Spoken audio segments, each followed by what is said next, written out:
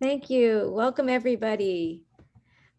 Welcome to our program tonight, Mirrors and Windows, Art and Evolving AAPI Identities, a virtual listening party.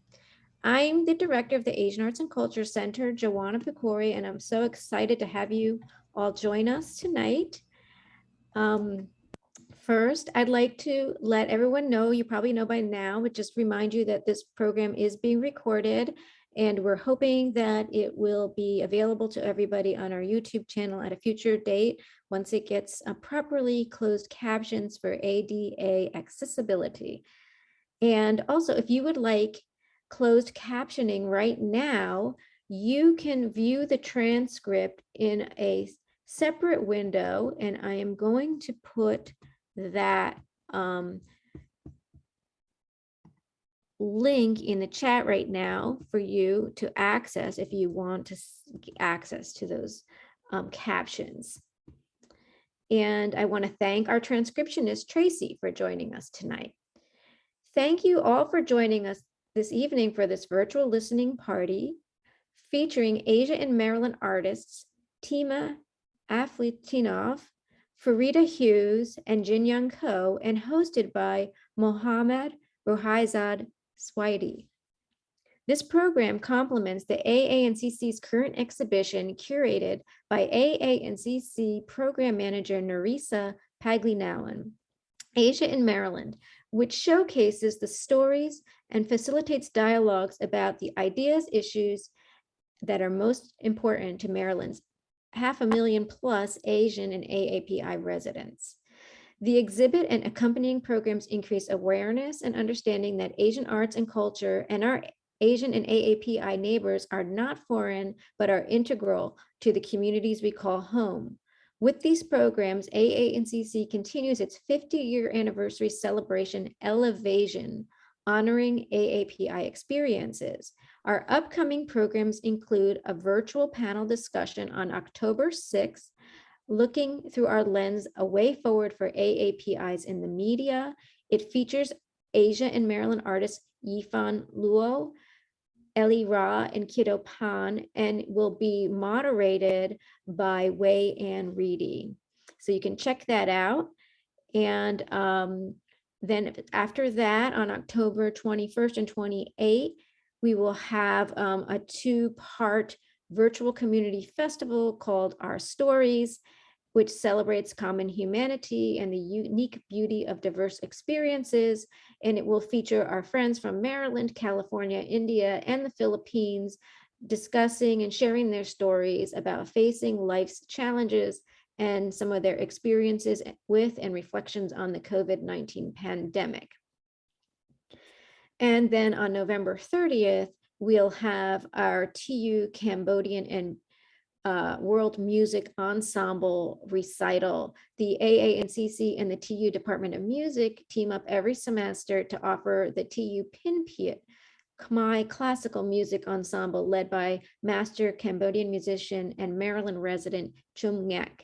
And you will be amazed by how much these students have expanded their perspectives and embraced their entirely new musical culture in one semester. And so the recital is usually very impressive. And we already, this group that we're working with already is already doing a fantastic job. And then we also have a limited number of Korean kite making kits, which integrate art, social studies, and engineering. And you can order those by following the link. Before introducing Professor Suaidi, I would like to note that the Asian Arts and Culture Center is a self-support department of Towson University. That means we have to raise all the money needed for our operations and programs from memberships, grants, sponsorships, and individual donations. So I'd like to thank all of you who have already donated and contributed. We can't sustain our programming without you. And if you haven't already done so, please do make a donation tonight to show your support by going to our website. You can donate from almost any page on the sidebar, and there's also a support us page, which describes the many ways you can support us. And at this time, I'd like to thank the generous donors who have made this season's programs possible. the Maryland State Arts Council, the Asian Arts and Culture Center members, the citizens of Baltimore County, Yoshinobu and Kathleen Shiota, the Central Baltimore Partnership, the Towson University College of Fine Arts and Communication, the Roe and Marius P. Johnson Legacy Charitable Fund, the TU Department of Music, the Harold J. Kaplan Foundation, the TU Marketing and Communications Department, the TU-COFAC Diversity and Inclusion Committee, Robert Mintz and Beth Arman, Anthony and Bonnie Montcalmo, Anthony Alexander Nagel, Connie Rosemont and John Greenberg, Baltimore Changwon Sister City Committee, and Clothes Were the Days. Thanks again to all of you who support us. For those who have not yet contributed, please know that every dollar counts. Even if you donate $1 or more tonight, we'll be so appreciative. And finally, please complete the evaluation at the end of our program. Your feedback is essential to keeping our programs funded. I'd like to now turn the program over to Professor Mohammad Rohaizad Suaidi. Professor Suaidi is a Towson University Department of Theater Arts professor. He's the teacher of the course Cultural Diversity in Contemporary Theater. He's a passionate educator with an MFA in Interdisciplinary Theater from UMBC. He has a BA in Speech and Theater from Montclair State University. He also studied theater and dance at University of Hawaii, Manoa, yay. And in addition to teaching theater and English in Towson and Baltimore, Professor Suaidi has taught and performed extensively in New York, New Jersey, Hawaii, Canada, Malaysia, Singapore, and Micronesia. He can tell you more about tonight's program and how his students created the questions for the artists, and he will also introduce the artists. Thank you, Joanna. I just wanted to point out that there was a little mistake that I should have corrected when you asked me to look at the bio, but I did not graduate from UMBC with my MFA, but instead I'm a proud Towson graduate. I apologize. Yeah. I thought that I misread the information you gave me. No, MFA from Towson. Yeah, go Towson. Okay. So yes, good evening and welcome everyone. Thank you for joining us this evening. Please, I am Rohaizad for this evening, all right? I'd like to very briefly read some introductions for the three wonderful artists who are joining us this evening. First, let me introduce Tima Aflitunov, who is a graphic designer, illustrator, creative writer, and a professor's assistant based in Baltimore, Maryland. In 2016, he graduated from the Maryland Institute College of Arts, MICA, and has since went back to assist with teaching students. So welcome, Tima. I actually finished assisting students 2 years after I graduated. So in 2017, I stopped and went graphic designing full-time and illustrating. Thank you. I got that bio off of somewhere. Obviously, it's not updated. Thank you, Tima. Next, I'd like to introduce Farida Hughes, who is an American abstract artist working in mixed media, oil, and resin paint on panel.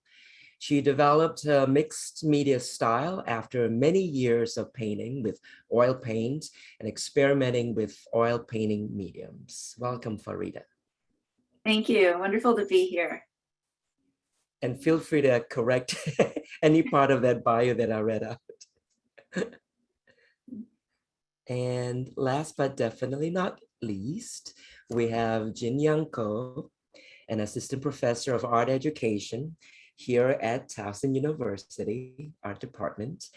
He has taught and managed art and art education for 10 years. His research focuses on cross-cultural identity and visual culture. He is also a studio artist who has exhibited his work internationally. Welcome. Hi. Thanks for the introduction, and yeah, great to be here. I think what I'd like to do is to go back to Tima and mention the works that in the Asian Arts and Culture Center gallery right now is part of the Asian Maryland show. So let's take a look at the artwork.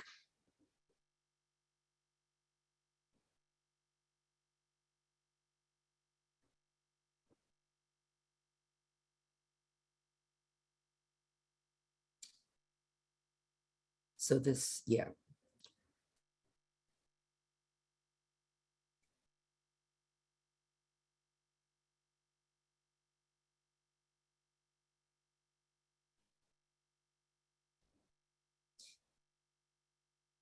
Yeah, so these are the three pieces of that are currently in the gallery. And with this show, Asian Maryland, where one of the recurring themes has to do with an exploration of identities and representation, I thought it was just perfect for the students of the course that I teach, Cultural Diversity in Contemporary Theater, to expand their exploration of those themes. So there's an activity that the students did that required them to engage with the art pieces in the gallery. And many of them said, oh, what a special experience it is to actually be, face to face with an actual artwork, and how strange it was not to be able to just swipe the screen and go through images. So each of the artists had some questions and responses from the students who wrote these responses based on an activity that required, or that invited them to engage with the artworks by looking at how they could be a mirror or a window into a culture or a reality. So since we're looking at this piece, Pressure, I'd like to begin with some comments and questions that some students have regarding this. So I have a comment here from Fisher Orlando. And I want to make sure that Fisher is not in attendance this evening. I don't think so. I don't see him. But Fisher says, this artwork, this art piece makes me wonder if all of the pressures we face are even worth it, or if we could feel much more happy with more simple lives.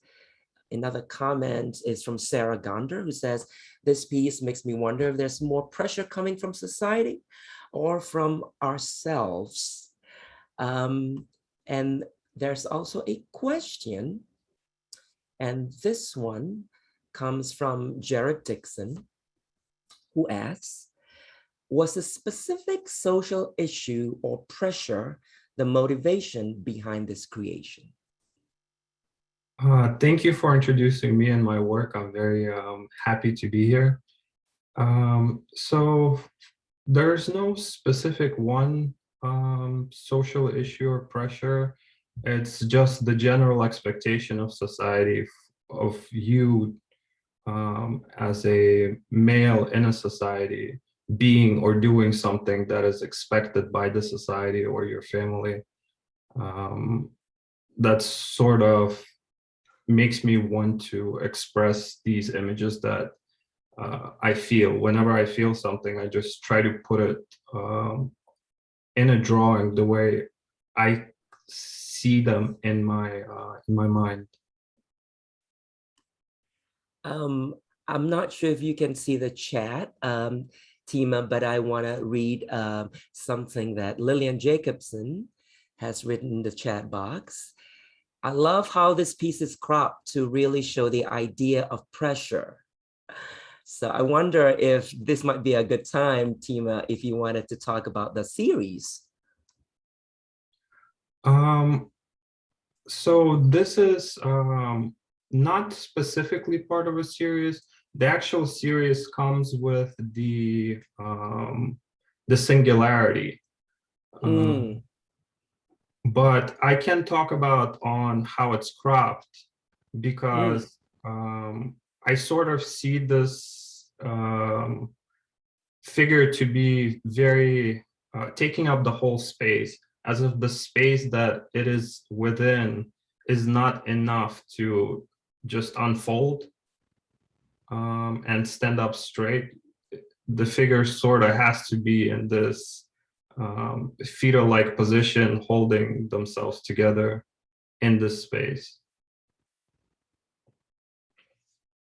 Thank you. I just also want to read a comment by another student, Lisbeth Avila, who said, I like the colors used, and I like how the picture is of someone holding their body together, almost forced to hold themselves because of all the pressures.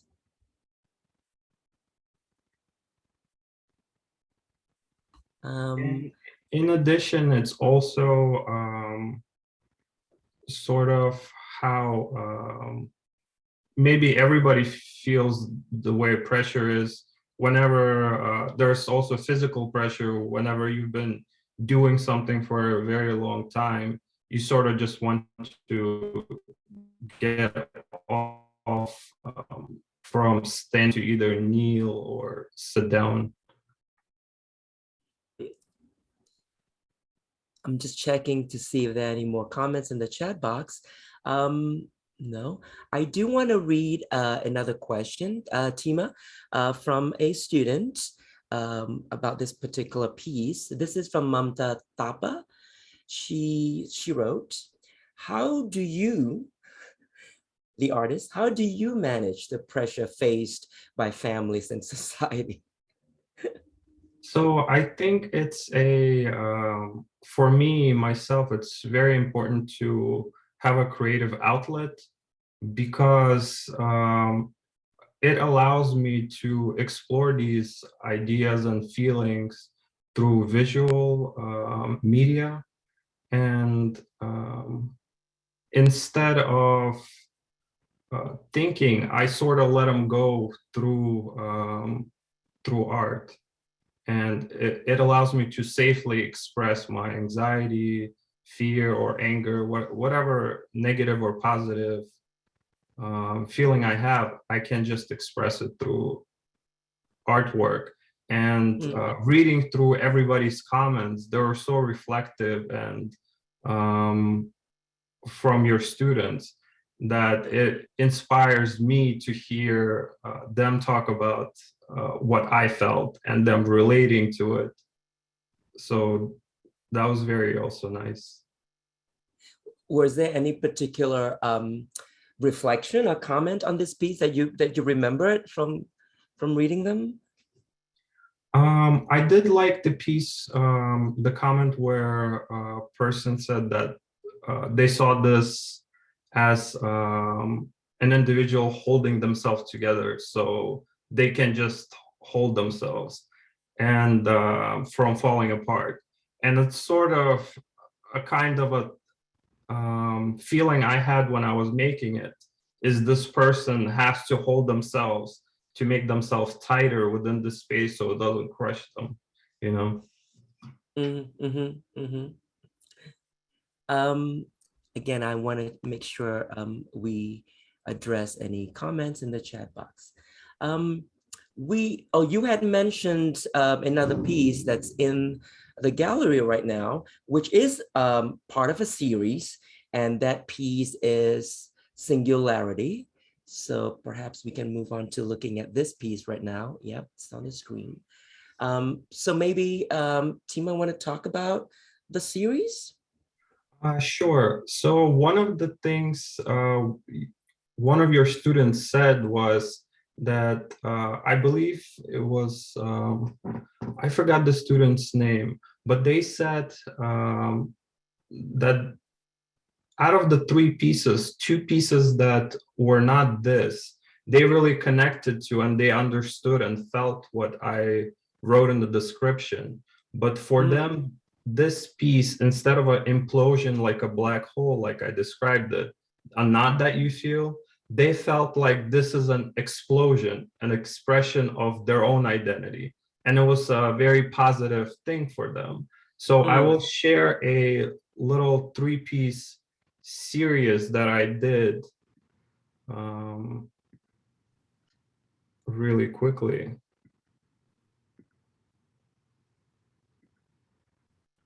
If you can see, so there's 1 piece, 2 piece, which is the singularity, and the 3rd piece. So this is a series that I called Cycle, Death, and Birth of Ego. So in this piece, the individual is basically breaking apart, falling, and then sort of like a phoenix, again, they're reborn. So somewhere in between that, there's still positive message within the series, and somewhere in between the series, may it be color or how the individual felt about themselves, they read it going into a positive, which it does, you know. So the series starts, the bottom one is the first, the singularity where you implode is the second for me, and then you sort of come out new. And I think a lot of people that realize their identity, that's sort of how they go through from either from adolescence to adulthood, or any other identity change that people have. And yeah, sorry, go ahead. And another question that people asked is what inspires the colors that I have in the pieces. And I wanted to share again the screen to show that I would do a color map, a color palette that's very limited, and I would make illustrations based on that palette in a week. So every day would be a new illustration. And this is sort of how it informs what kind of art I would create. You know, so for weeks, I would do 1 illustration a day in just that limited color palette. How do you come up with a color palette? Just random, or sometimes I see some kind of palette that I liked, or I see a color, and then I try to find other combinations that I like sort of work with it. And I haven't, this is a pretty old series, and the newer series, they're also all like limited colors. Yeah. But I want to come back to this because I think it was great to explore what I can come up with. Because when I do these illustrations, it's very unreferenced. Like I wrote in my bio how the things that like ideas, feelings, emotions, and experiences that we feel, they don't show up to us in letters or sentences. So these intangible things, I feel like art helps me to show them and express them for others to experience when they're unreferenced for me. Yeah, I mean, definitely now that we've seen the other pieces, that's part of the singularity piece, I feel like, you know, there's a lot of context looking back at singularity now that we've seen the other pieces, right? There's a lot more context. And also what was interesting, you know, knowing that you have a background in graphic design, it's almost like there are two kinds of art that you create. Clearly, some of the pieces that we just saw, I would argue, you know, you see, oh, that's the the graphic designer Tima. I don't know how you want to respond to that. Yeah, I think, well, for me personally, I think there is I call these things hats. So every single hat is like a style. And I don't want to be wearing just one hat. I don't want to be doing the same thing over and over and over again. I want to have a library of hats. So a certain kind of visual language has a certain amount of impact. Like if I made a commercial about animal abuse, I wouldn't draw it. I would show graphic photography of animal abuse, and that gets the message much more across than telling a story through illustration like this, I believe. So I think there's a certain way of presenting art. And when I make something in a graphic style like this, because it's unreferenced, it's very easy for me to be half abstract and half representational, you know? And I think for the process, how I make it, it's more appropriate that way for me. But yes, there's definitely elements and principles of design and all of the style illustrations like this. Yeah, I like the idea of the hat library. I'd go there. I'll check out a few hats. We're not done talking about you and your work, Tima, but at this point, I think I'd like to shift to looking at Farida's work. Farida has 4 pieces at the gallery right now, but it's part of a larger project. So I'm gonna let Farida talk about that first. Oh, thank you, Rohaizad. This project I call Blends, BLENDS, or Blend, the Blend Project. I have been working on this group of paintings since 2017, and I have done 45 paintings of this size and this idea up to now, but the project is ongoing, so I want to continue. And I began the project thinking about myself, my identity, and the work that I had been doing and still do, which is painting about communities and relationships between people, but thinking about rather a whole mass of people, narrowing it down to one person's identity, starting with myself and a few of the other artists in my building around me. I started asking them for stories, to share their story of their cultural or ethnic background or their children's, if they had children. And I was very moved by some of the first stories that I collected, that I was offered when people were interested in what I would paint after reading their stories.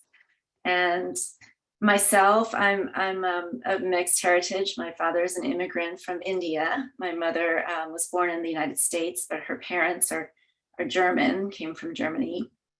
And that was influential in my growth as a young person and who I am today. Bridging those differences and bridging differences in family, in the home, in professional life, in communities has been a focus of my concern for decades now. So the Blends project became very important to me. And so each story that I collect, I create a painting based on that story. And so each painting becomes an abstract portrait. I'm an abstract artist. It's a portrait that is a composite of all of the identities that have come before the individual and come into that person's awareness of their own identity. So that's a little bit of a background. Is that enough, or do you have a question? Otherwise, I can tell you the story. You know, if you wanted to show the images, I can briefly tell you a little bit about the stories. Yeah, I think that'll be really interesting. Right now, we're looking at Blend 21. Yes, so Blend. Sorry? Yeah, so what's the story behind Blend 21? Yes, so Blend 21 is a story that was shared with me by a friend. And the story is actually of her husband. And her husband was born in Korea, and his grandparents were also from North Korea.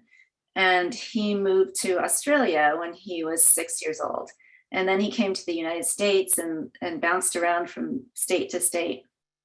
And ended up in New York. And he had been teaching in the South Bronx for 15 years in leading a professional life. But when he would come in contact with other people who didn't know him, they thought he was a Chinese delivery man. And so I wanted in this piece to show that he is all Korean, all one cultural background, but has a vibrant and a very varied personality. That he's a complex individual, not narrowed down to one thing of somebody's perception of him. And that's where I pulled a number of colors and the shifting shapes that overlap and mingle to create a complex, singular form. So many of the questions that students have on your pieces have to do with color choices. Yes. I would say like 50% of the questions were all about, I wonder what's behind the color choices. Yes, many of the questions asked about color, where I got the color from, why did I use those colors? And I normally start a painting with a color, and it basically comes out of my intuitive response to the subject matter. So I would read the story and think about the story and think about the individual who offered the story to me. And the color then sort of develops from that.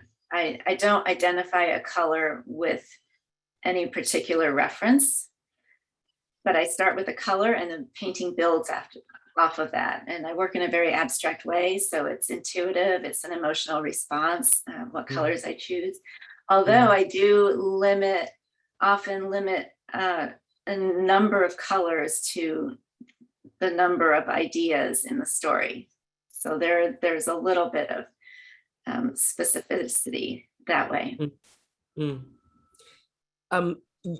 We can't really tell from the image, but there's almost it's a three-dimensional quality to the piece because there is that resin, right? You can't tell just from looking at this image on the screen, but that's one of the qualities of the pieces that I think many of the students and also myself really responded to. It's almost like this kind of a shimmery, it's almost liquid. It almost looks like these colors could flow, could move. That was the impression, that it kind of is the shimmery. Yeah, do you want to say something about that quality of the resin? Yes, thank you. And it also goes well with your title, the mirrors and windows. That reflective quality of this medium is one thing that allowed me to actually do this project and to feel like it was successful. I mixed a 2-part epoxy resin with oil paint, oil colors, and I'm using that color mixture that I make to create the paintings. And I paint in layers. So when one layer is cured, I'll add the next and so on. So the surface of the painting is raised. It is a little bit three-dimensional, as you said. So you can't see it in the flat image on your screen. So I always say, go see art in person. It's very important. But it has a reflective glass-like quality. And you can really see the colors mingling together. And I enjoy that it's not flat, that it is a raised surface, that it's modulated, because we are human, we are not flat individuals. I also model the backgrounds as well. This particular image looks very white on the screen, but it does have a little bit of gray and a little painting underneath there. So I like the backgrounds to be softer, to be more human in that respect. Mm. So of course, we're looking at another one here, Blend 32. But before we look at some of the responses from students on this piece, I just wanted to mention that in the chat box, there is a question, and this is from our very own Nerissa, who asked, do any of the people whose stories you worked with, do any of the people ever asked you to use specific colors or maybe their favorite colors? No, no one has ever asked me or given me any direction on the painting. Although I was commissioned by a family to do a blend painting of their family, and they were very involved in that piece. But that was, I don't consider that part of the series. But that is a very good question, and nobody has asked. And I believe that there's an element of trust when someone offers me their story to use, and they are trusting that I will do it justice, and hopefully I do. I see that there's a question in the chat box from one of the artists. Yeah, Tima, you don't have to. Tima, you can just unmute yourself and ask your question directly to Farida. Would you like to do that?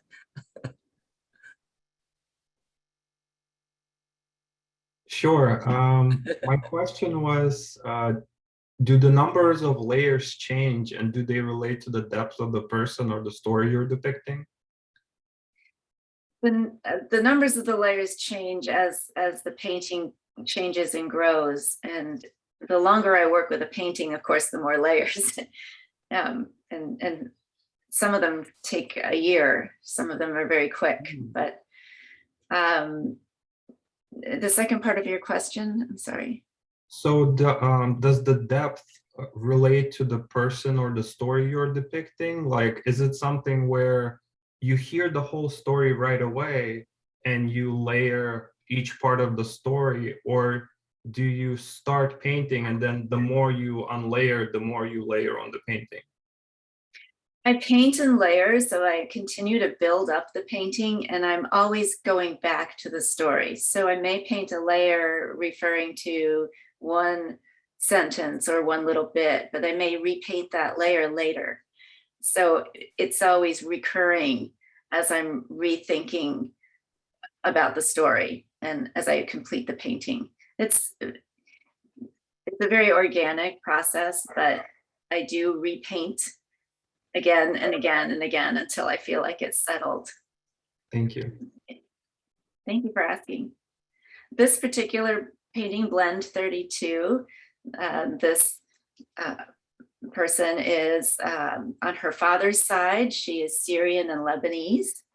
And on her mother's side, she is Scottish, Irish, and English. And she talked about being born in Beirut and living in Iraq, and then having to evacuate from the 6-day war in Lebanon. Eventually, she ended up in the United States.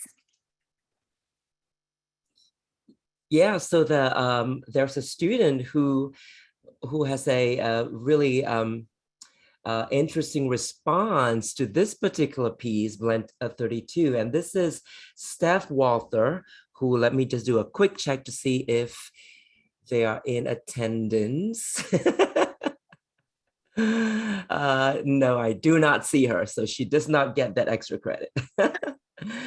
So I will read Steph's response to this piece, Blend 32. She says, I selected this particular piece to comment on, to reflect on, because the blend that was represented was that of one whose father was Syrian Lebanese, and mother Scottish, Irish, and English.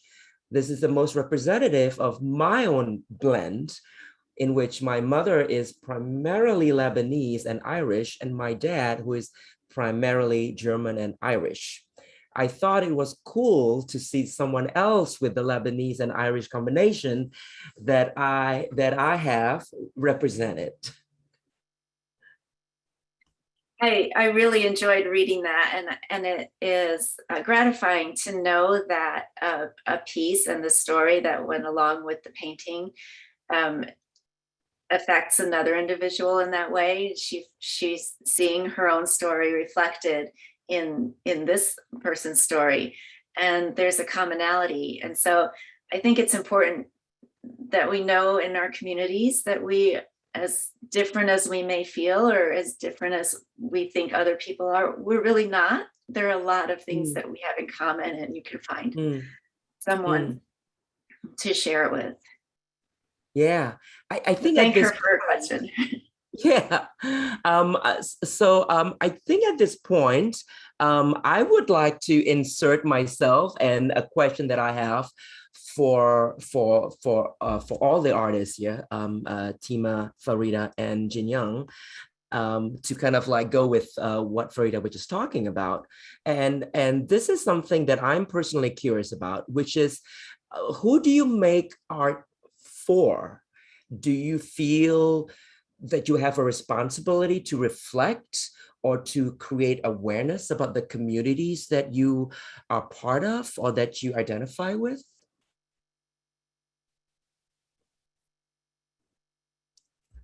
Who would you like to answer first? We can start with you, Farida. I do feel I have a responsibility to respond to my community as an artist and to speak to my community, and that has been the content of my work for a number of years. So I feel like we have these connections and bonds among people, and the more we understand each other, the more empathy we build, and we see more beauty in our spaces. And I find that the more we talk to each other, approach each other, and understand and are open to learning other people's stories, we find that we have common threads that tie us together, and those are wonderful things. So yes, the answer is yes. Yes, actually, it depends on some exhibitions and some, the purpose of the, shows, when I share my work. And I don't think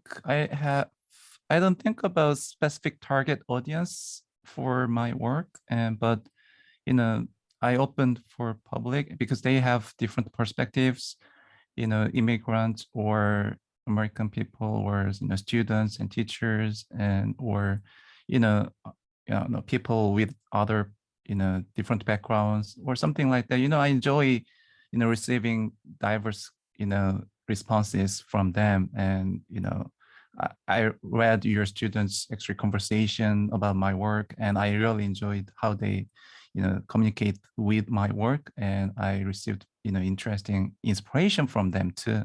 Yeah, I'm learning from my audience too. I'm sort of in a similar place where it's not specifically for someone. I just try to express what I see and feel. And some of my work is socially responsible, where I try to bring awareness to issues. If I can show one thing, I had opportunity to make a painting, a mural at the B&O Railroad Art Museum. And it depicts a double helix that is held together by groups of hands of people of different diversities, different ethnic backgrounds. And it's called, It's in Our DNA. It's to highlight how everybody is here because they have some kind of background, and our backgrounds have connections to other groups of people. We're not here by ourselves and only one group. Like everything that is accomplished today or that will be accomplished in the future is going to be by efforts of communities and peoples of different backgrounds and knowledge. And I think everything we know and everything we share is efforts of everybody, not just some kind of single group or single person. Thank you for the responses. I'd really like to pick up on what Jinyoung said in response to my question. And I'd also like to use this as a kind of a segue to look at the piece that you have in this in the gallery right now, Jinyoung. So if we can pull up that image. I'm going to ask you to first of all tell us about the title. How do you read the title? Because there's a hashtag there. At least that's what the students say, hashtag. So what is the title? How should the title be read? Yeah, it's just actually I thought about the existence in our society and where I living, and I just attached "co" in front of the existence to think about some mixed cultural aspects, how we are living in a community. And as like Farida mentioned, she has different cultural experiences, and with some diverse people, and we can't just recognize one culture.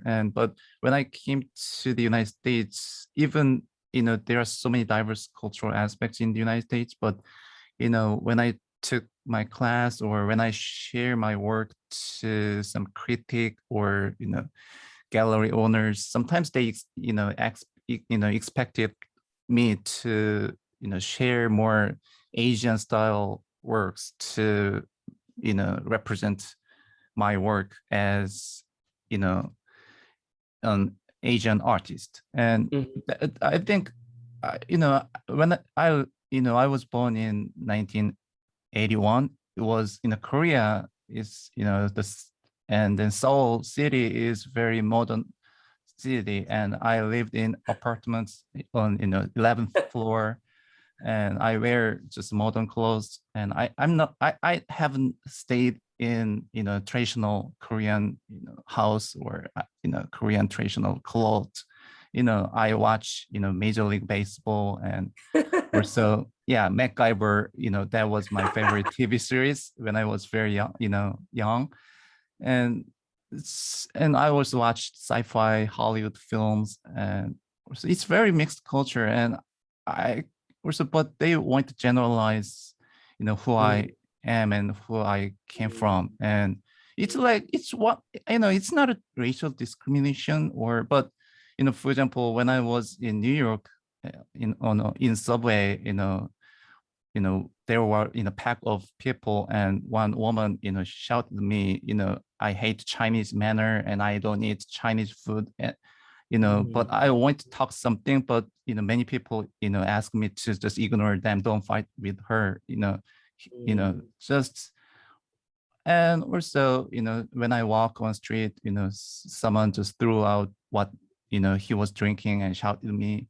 And also when I went to the playground with kids, and some black kids, like maybe second graders, they five second graders, they threw just small rocks and branches of trees and say go back to China, or I experienced some racial discrimination on street and playground, and just they want to just generalize Asian people. And I just want to say there's no one group or one specific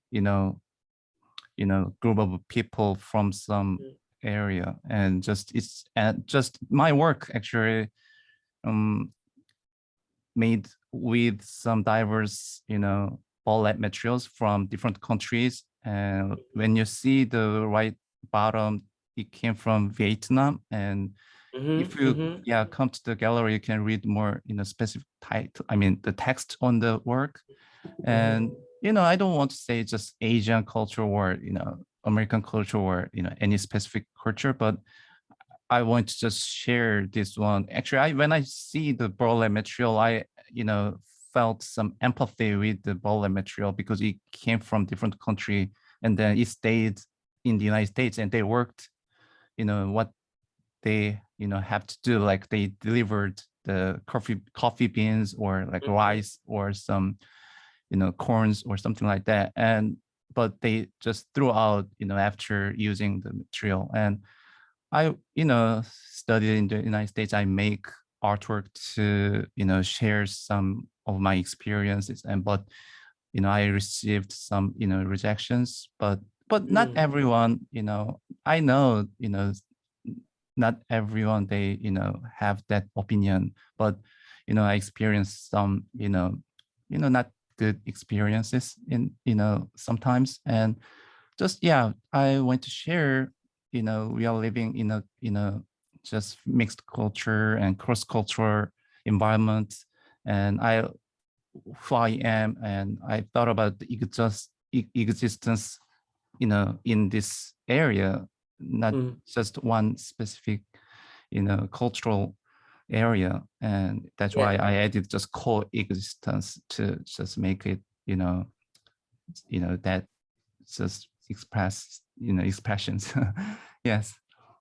So there's a comment in the chat again from Nerissa, and actually this also reminds me, this is one of the things that also many of the students picked up, the idea that you had stated how you had never considered yourself, you never considered your cultural identity as a Korean until you came to the United States.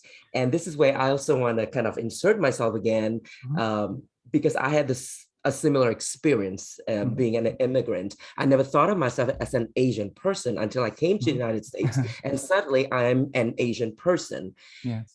What is an Asian person? I've never been an Asian person. You're either Korean or Chinese or Japanese or Filipino, but what is this Asian thing? And the idea that Asian artists or playwrights or musicians are somehow expected to include in their art or in their art making or in their expressions something about that cultural identity.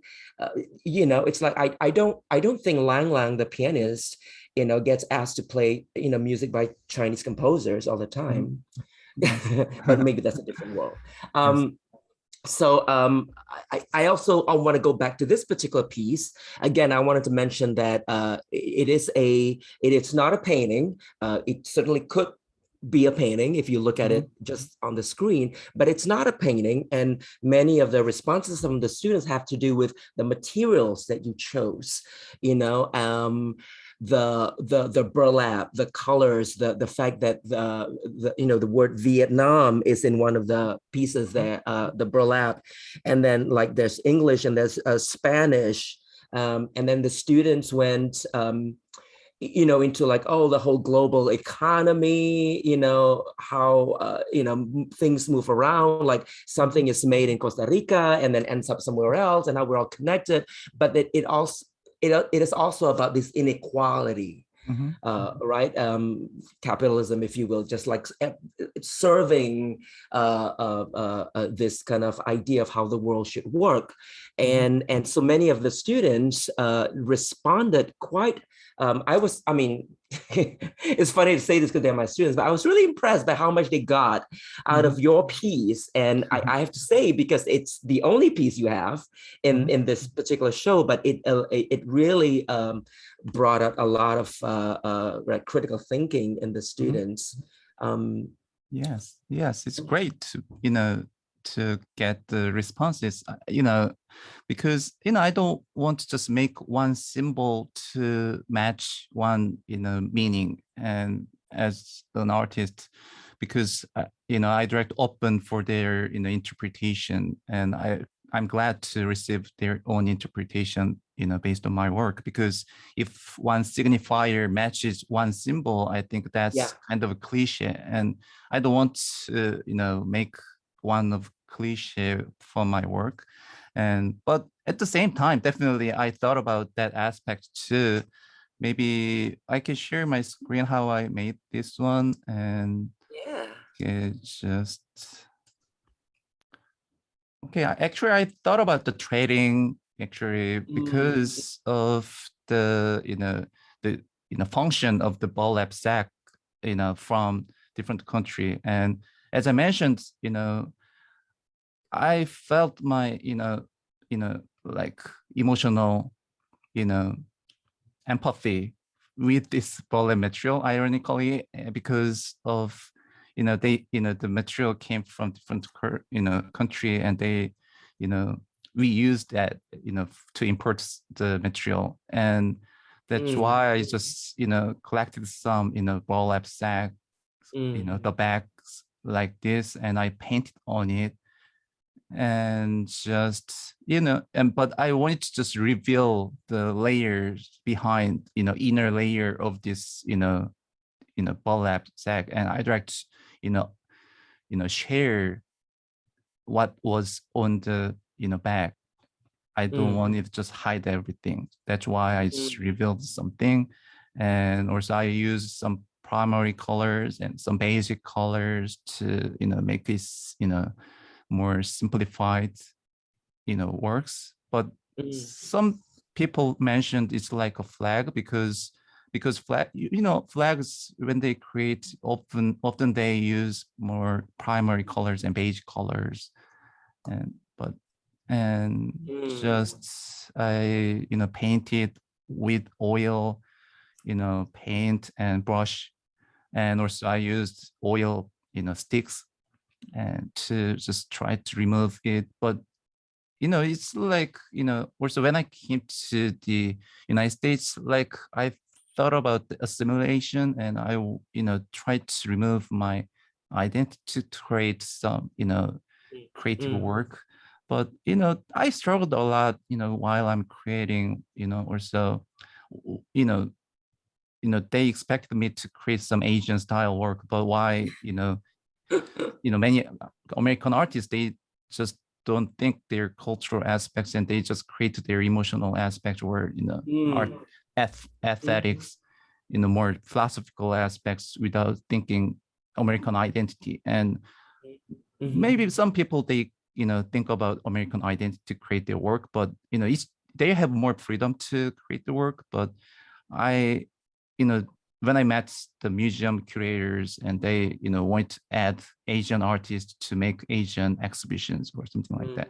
And just that, for example, I created some artwork like this one, Nightmare Before Christmas. I took this picture with some actors, and, because I was grown up with watching, Hollywood TV, or like Western, painting, or, I made this series.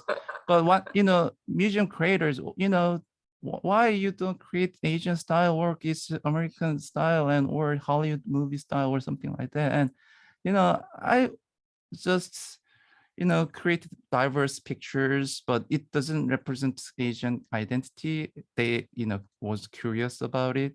And, but I'm just experimenting, many diverse materials, and also images. And that's why I just create this one. And then also I sewed with this sewing machine, and I composed some different, burlap sack from different, countries. And you see the stitch between two different, burlap materials.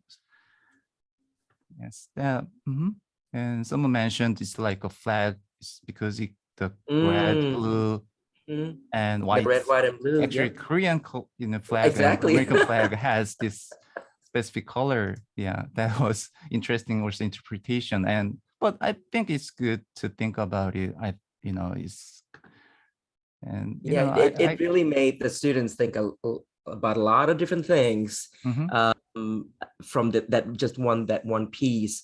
There's a comment in the chat from Joanna, who says, sometimes people criticize the Asian Arts Gallery for exhibiting art that doesn't meet their expectation of Asian art. Like, where's the Chinese calligraphy here? The expectation means generalization, and also generalization connects to the racial discrimination, because they have their own category of Asian people.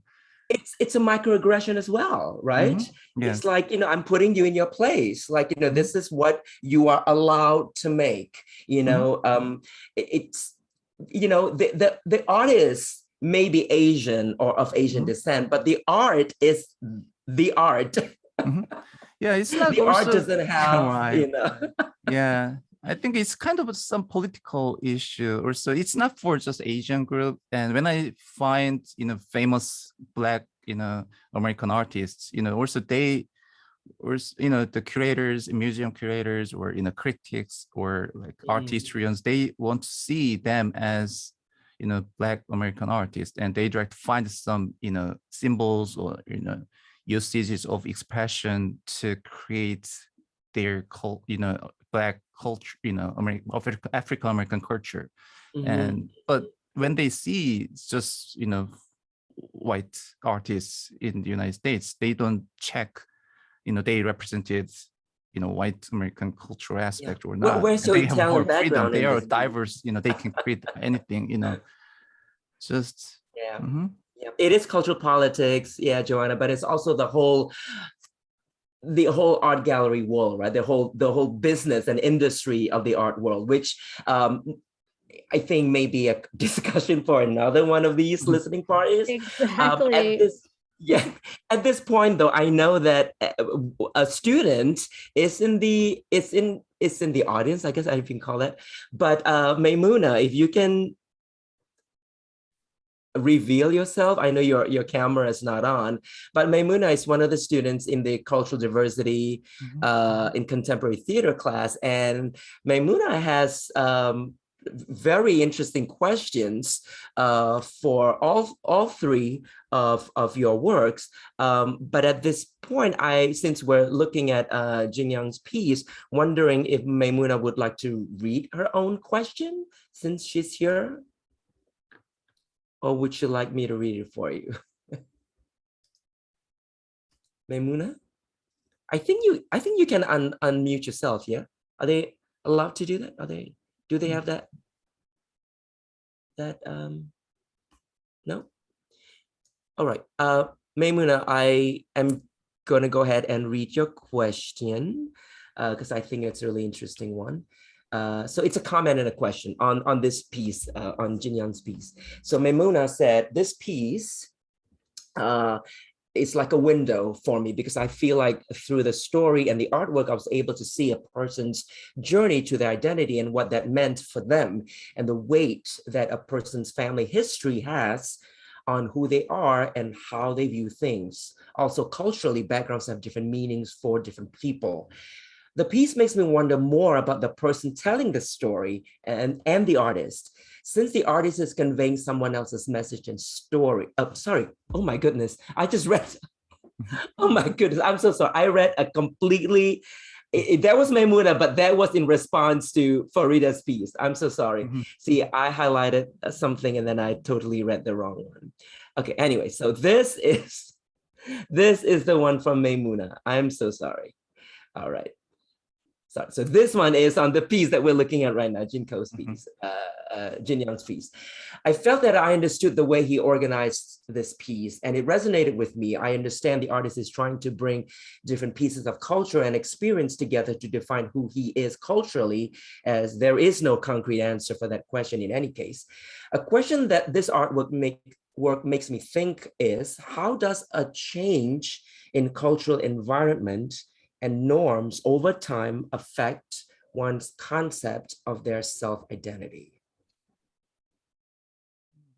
Yes, actually, yeah, that's a great question. And, as Narisha mentioned in the chat box, actually, I didn't think about my cultural identity in Korea because in Korea, it's very homogeneous, community. And, most of, 99%, people are only just they have Korean heritage. And just because I had the freedom to create anything, like, I didn't need to think about Korean identity, create my work. And when I, that's why also when I came to the United States, I thought about my identity. And this piece also, it, came from diverse, mixed cultural aspects I want to put in. If I didn't come to the United States, maybe I don't create this kind of work because I do need to think about my, cultural aspects, maybe, mixed culture or cross-cultural aspects. And that, diverse experiences, in the United States that, affects to create this work. And I felt empathy and sympathy with this, situation. But it was sad though, but it's, it, pushed me to do something, and it motivated to create something, to create this kind of work. And that's why I just insert without just flash, display. And because I just use the wrinkled dripping, and down, and then it's like dripping down with, the wrinkles, and I just insert roughly on the wall with nails. And it's it's just, I like that, diverse emotions I can feel with work. It has very bright color like red, white, but it's worn and it's distressed, and I like the, aspects, we don't have just clean or just be clean, or, just we are human beings, and we are not perfect, and we are mixed, culture, beings or something like that. Just, I want to just create some diverse aspects on the work. Yeah, I definitely, I don't remember who now, but I know one of the students said something about how, she expected to see beautiful things in an art gallery. So she was like, oh, what is this? And she was talking about the sewing that's very rough. That she mentioned that the fact that the bullet was distressed, and so it was quite a new experience for that particular student. I would like now to, since I made that little boo-boo of reading Maymuna's comments about, Farida's piece. So if we can go back to Farida's Blend 35, and I think I would like Farida to tell us the story first of what's the story behind this piece.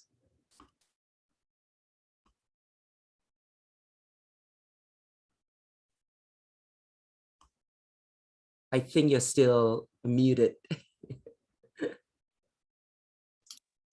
So sorry. Okay. Blend 35 was offered by a young man who says that both of his parents might be considered children of the Second World War. His father was born and grew up in Japan in Minamata, and he lived 50 miles across the bay from Nagasaki and witnessed the mushroom cloud of the atomic bomb that was dropped there when he was a young boy. And his mother grew up in Denmark, and the island she grew up in was near the German border. And her father, though he was German, lived in Denmark, and living in Denmark, he had managed to stay out of the military, but he was eventually called up for service in 1944 because all German citizens, regardless of where they were living, were called to serve for the German army. So they realized he would never be coming home.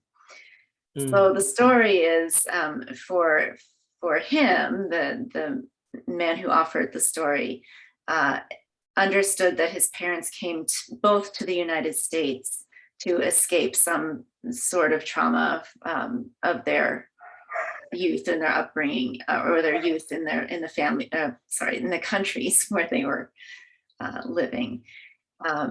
His father's father permitted his father to attend college in the United States on two conditions: that he returned to Japan after he graduated, and he did not bring home a blue-eyed blonde girl. And he did both things. Or he didn't, he came back to the United States, but he did bring home a blue-eyed blonde woman, and they married, and everything turned out well.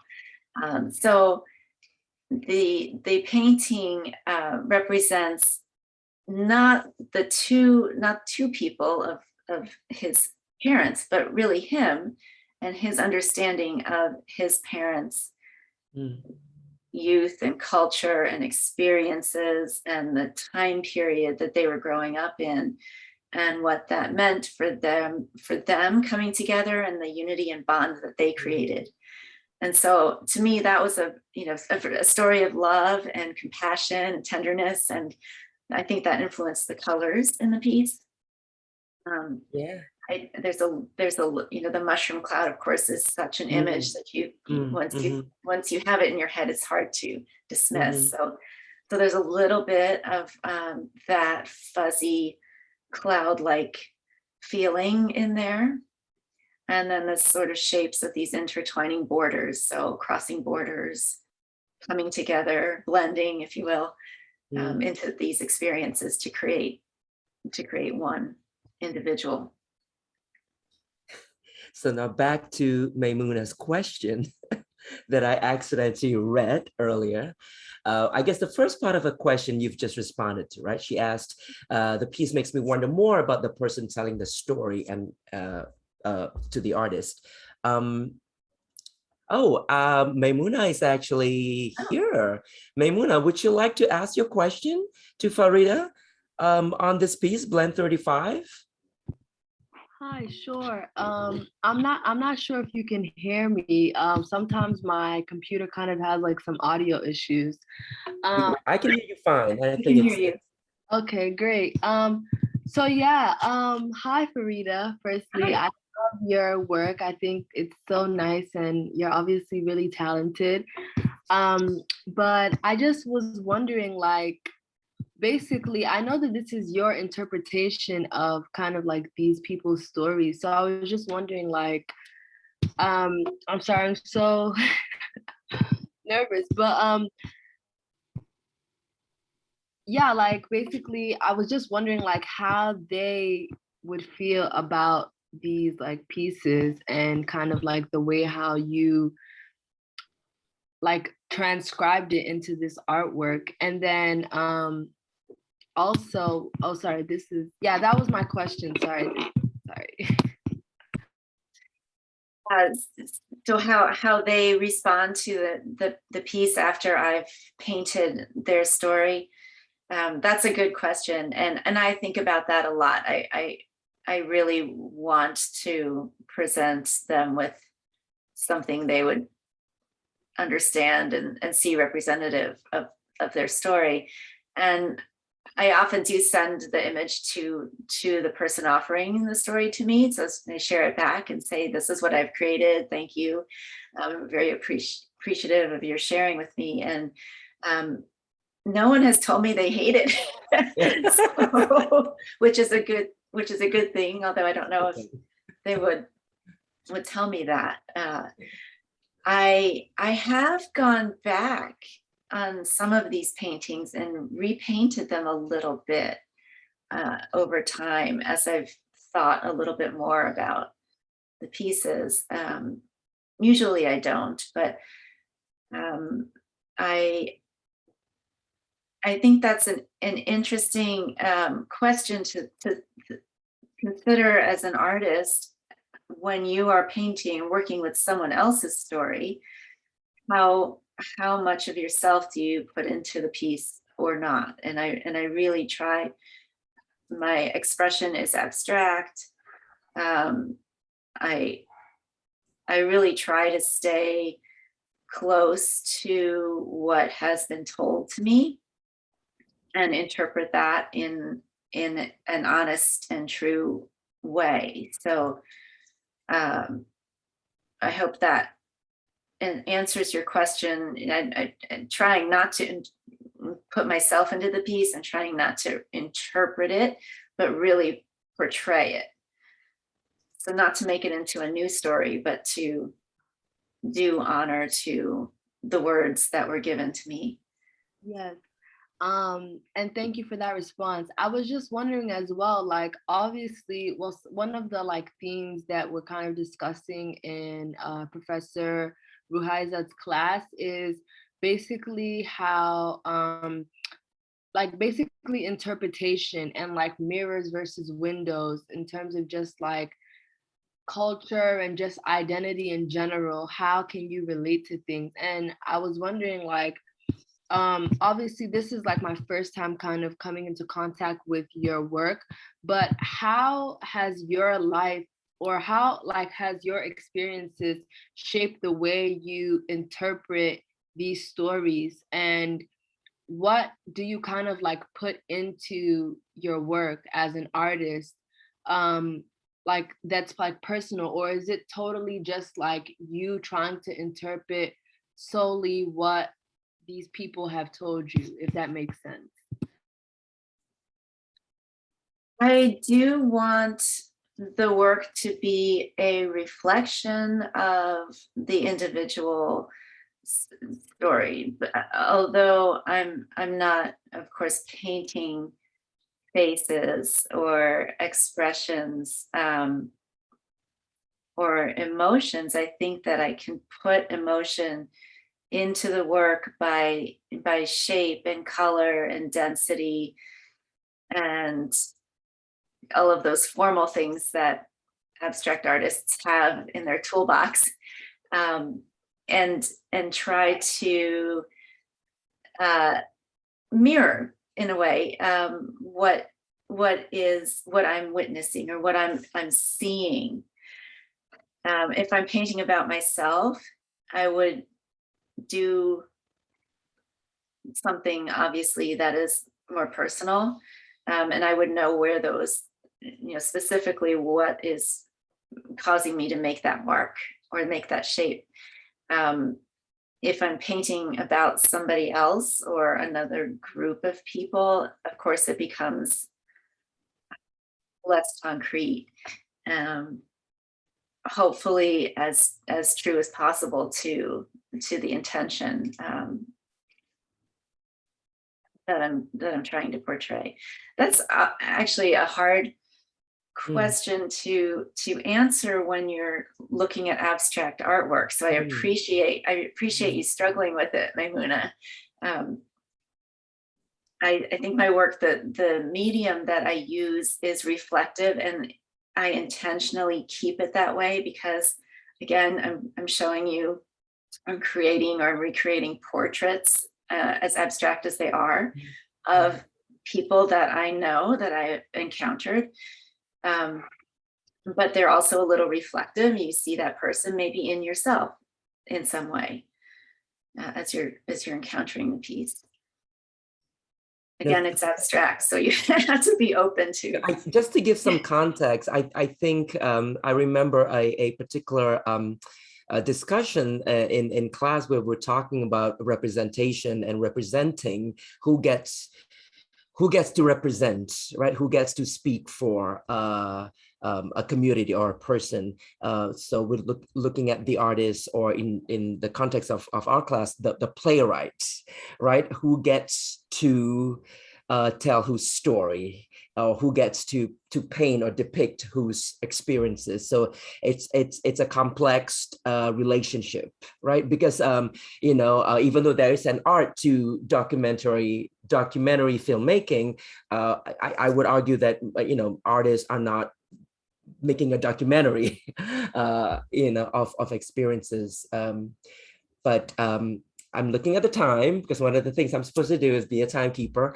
We have two more pieces that we need to look at, one by Farida and one more by Tima. So I think what we'll do is let's look at the fourth and last piece by Farida that's in the show right now, and then we'll look at the third piece by Tima, and then we'll have some time left over for anyone who is here to ask the artist or to share your responses. So let's look at blend 36.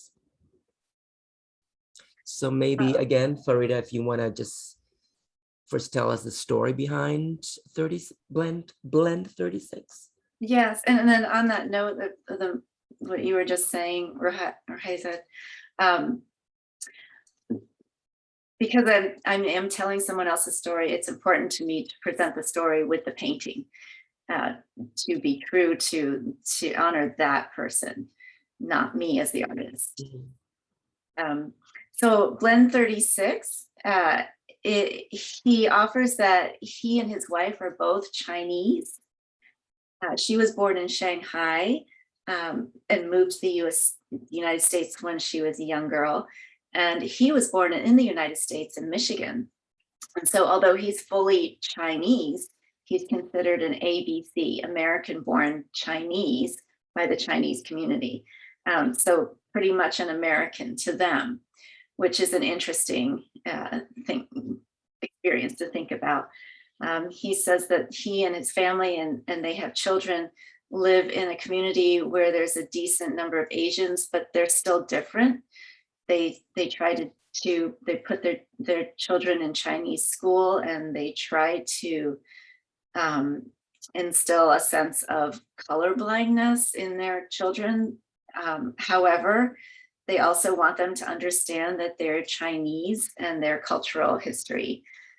So he says, he's saying it's a bit of a balancing act that was driven home to him when he took the family back to China, and the children responded that they looked like everybody else. So that was an experience new to them. Given that they are all Chinese, I chose to stay with one color. Briefly, I'll just say the layering of the different tones and coolness or warmth of the greens in this. And there are many layers and many different greens that I've mixed together in here. Allude to that sense of being one identity, but full of complexity in all the ways that identity can have. So that's it in a nutshell. I don't want to take too much more time. And then let me read a response to this piece. And this is from William, who says, while I appreciated each individual blend, I found blend 36 to be the most thought-provoking. At first glance, it seems the most simple, since it's only green, where the others are multiple colors and shades all spliced over and mixed. Blend 36 is only green, yet the shades and layers still tell their own story. While the cultural background is far less mixed and is centrally Chinese, even a more singular cultural identity is mired in complications and variations that are extremely personal for each individual. The darker green shade surrounded by the lighter layer calls to mind how, while many see something like culture as being superficial and skin deep, so to speak, there is a depth and history to every culture that many don't take the time to acknowledge and truly appreciate, even within their own background. So very, all that very in response to this response. piece, Farida. Lovely response, yes. And so thank you. I would like now to go back to Tima, where we started this evening with, and look at the piece that we have not yet talked about. Yeah, this one.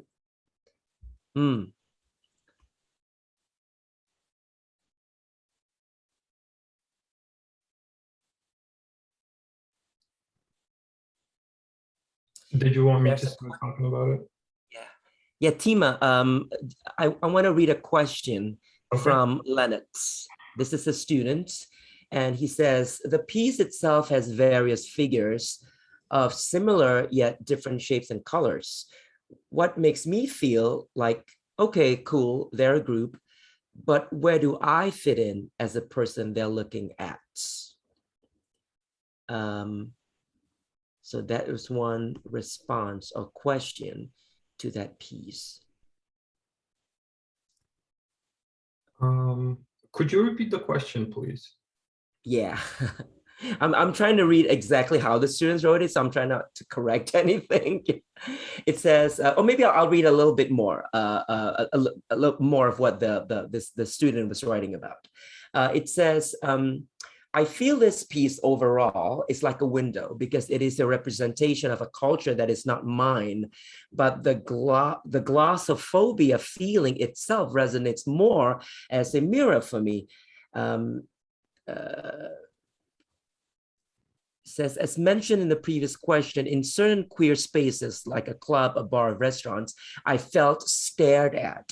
I wish I could put my finger on an exact reason, but I honestly can't. Sometimes I feel like a race this or a body shaming thing, but then there's days when I'm like, maybe it's a socioeconomic thing. So the question is, the piece itself is various figures of similar yet different shapes and colors that makes me feel like, okay, cool, they're a group, but where do I fit in as the person they're looking at?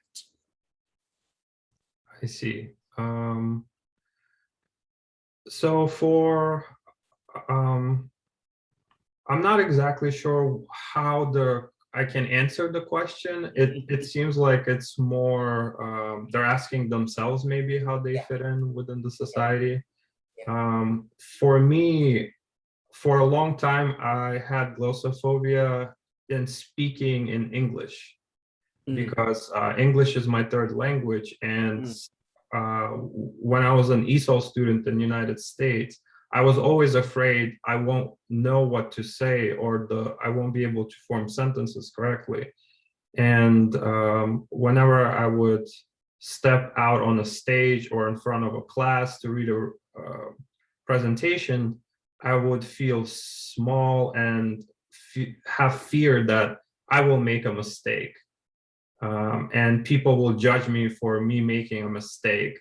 But, and I would try to concentrate on this one dot somewhere, and try to take my mind off of people's eyes or people's faces and try to think that they're not there, it's just a massive room.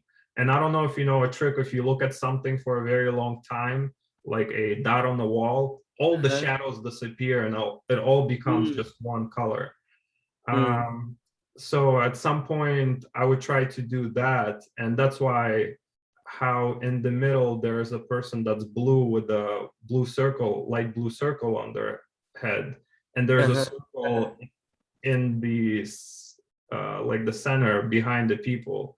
So I would try to connect to that some one spot, maybe it's a clock or something, and it would never work. I would still be afraid, and I would still like trip up inside, and I would only like my peripheral vision would only notice these groups of people. One of the questions that I remember a student asked, which I don't think they read the description, Probably not. artwork, and they asked, what did this person do? They said, I don't understand this painting, and what did this person do so wrong that all of these people are on top of him, on top of them looking like, yes.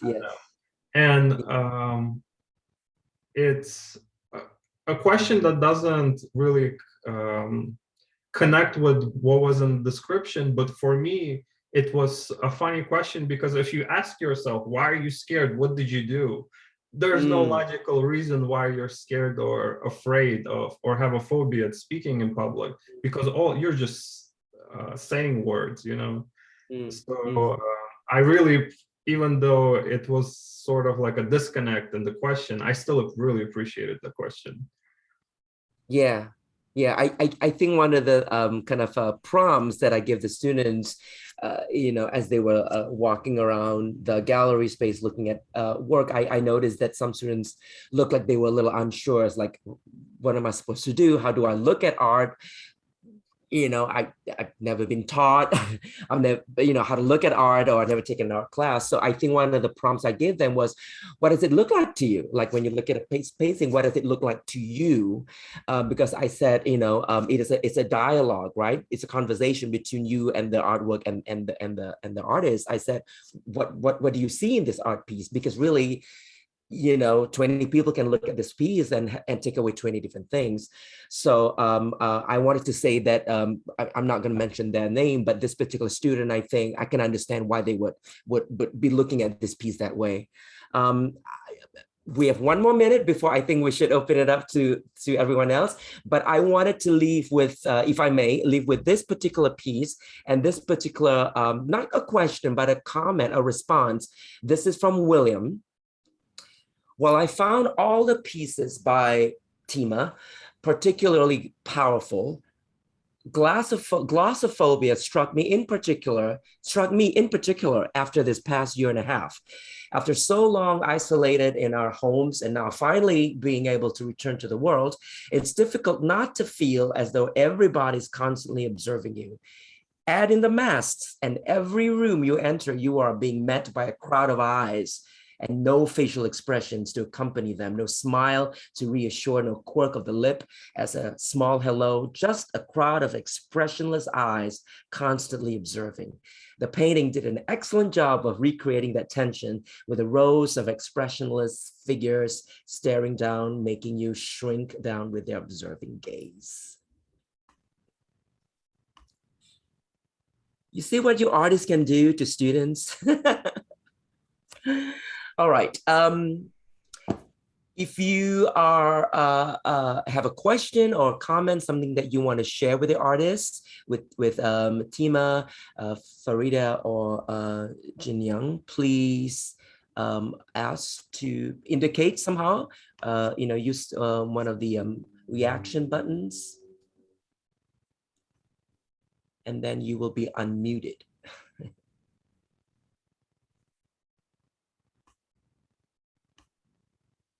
I'm switching to gallery view now just to make sure I can see everyone.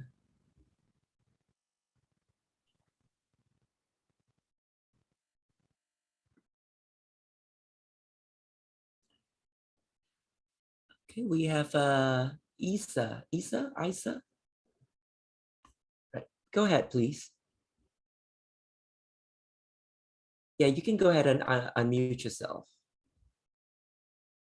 Yeah, go ahead. Can everyone hear me? Yeah, hi, how are you? This is just a comment towards Tima. I just wanted to say that your glossophobia piece, I saw that as like a mirror for me because especially in my culture, there's a lot of communism, meaning like a lot of family reputation. So growing up before going to school, my grandparents would say, remember you're carrying our family name, so do well. So there was a lot of expectation, especially since I'm the eldest on both sides of my family. So I have to like pave the way, be the considered like role model. So that's how I saw glossophobia. It gave me like a lot of especially the pressure piece, especially. I saw that as a mirror as well. So I thought you did a great job in capturing that. So thank you. Thank you. Thank you for your comments. That was excellent sharing there. Yeah. Yeah, in some Asian families, I know, it's like, every time you step out of the house, remember, don't bring shame to your family. Shame is a big thing. No, don't bring us shame.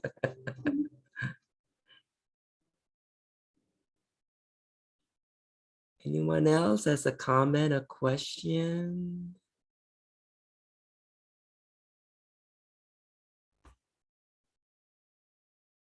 If not, oh yes, one more.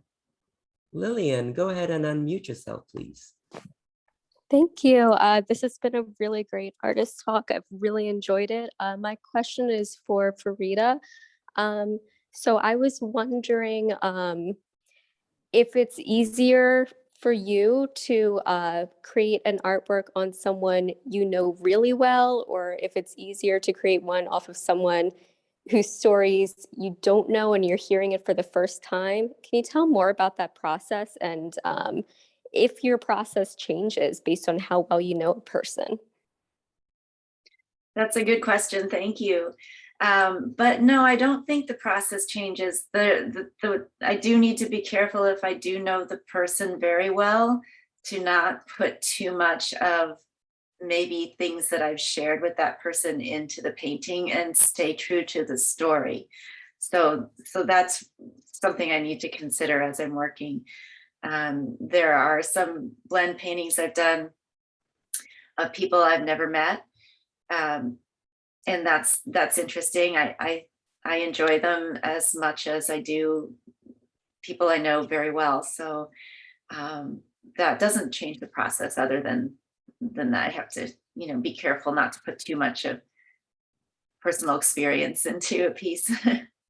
I think there was a comment or question in the chat as we were talking also about which stories I choose to paint.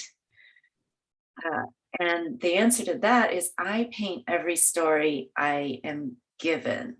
So I've collected, as many stories as I painted, and I'm still collecting. So if anybody wants to send me their story, I would be happy to paint it. And I do keep them anonymous, so you don't need to put your name on it. I won't put your name on it, I should say. I don't know who asked that, but answer that one too. Thank you for your question. You'll be a number. You'll be like blend 77. Right. But I can always email the person back and say, this is the painting. You have personal connection. Oh, if there are no other questions or comments, we will close this for now, this listening party. I wanted to call it a listening party because I wanted that to be a lot of listening to each other, because sometimes we, I think about what do I want to say? But I think there's been a lot of listening tonight, and I think we heard some really amazing, thought-provoking things, also looking at thought-provoking art, beautiful art. And that's why we make art, right?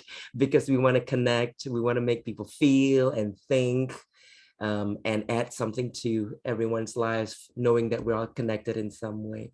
So in closing, I will return this platform back to Joanna. So, yeah.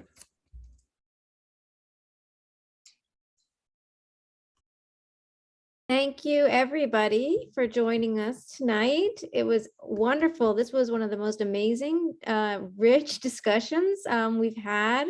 Very interactive and wonderful. So thank you so much.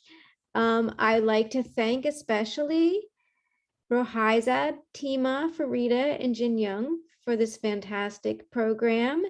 And we hope that you will come back on October 6th for our panel discussion exploring AAPI representation, featuring artists Yifan Luo, Kiddo Pan, and Ellie Ra. And I think a lot of the topics will be kind of overlapping because it's all connected.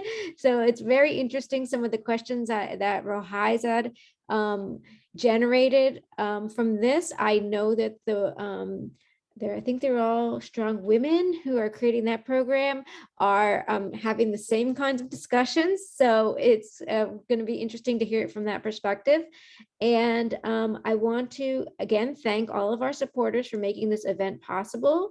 And there was Nerissa Paglinowen, who is handling the tech wonderfully. So thank you so much, Nerissa. And Tracy was running the transcription. So thank you, Tracy. And I want to remind everybody to please, please, please complete this survey for us so we can continue doing these programs. I am going to put that in the chat right now. You can put that link in your browser, and it's a really short survey. And then also, if you are not a student, a poor student, and you like this program, we encourage you to donate, and here's our donate link so we can continue offering these programs to the Towson University students, the staff and the faculty, and of course the general public. So thank you all again for joining us, and I look forward to seeing you next time.